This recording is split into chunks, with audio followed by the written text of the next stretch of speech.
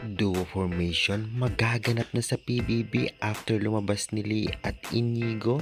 Well, bakit kaya yan ang ating pag-uusapan this video?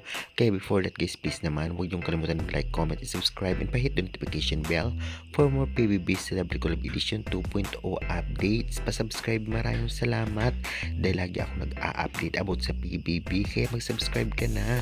Well, usap-usapan nga ngayon, paano kaya bumuo ng group formation ngayong lumabas na si Lee at itong si Inigo. Kasi total na lang na 14 sila dahil nawala na ang tatlong duos na kapamilya at kapuso. Dahil kung 14 lahat, walang kapareha ang isa na kapamilya man o kapuso. Dahil sa isang grupo kung hahatiin ay 6, bawat isang grupo total 12. Paano na lang kaya yung dalawang natitira, isang kapuso at isang kapamilya? Kaya naman syempre napaisip ang netizens kung paano bubuuin ang group formation.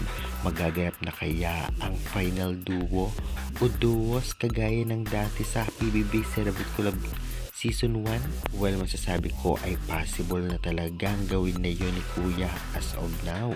Isang kapuso at isang kapamilya, taga-duo. Kaya naman nakaka-excite ito. Especially ang fans ng cartoon na si Carmel at Anton.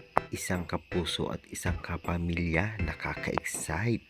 Pwede din si Crystal at si Hit. Malay natin, diba? Pwede rin sina Fred at Princess Fredses. Pwede rin sina Fred at Hit.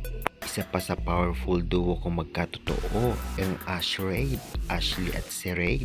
Possible din si Miguel at Anton, Carmel at Ashley, Princess and Caprice, Caprice and Fred, Crystal and Anton, Clifford at Layla.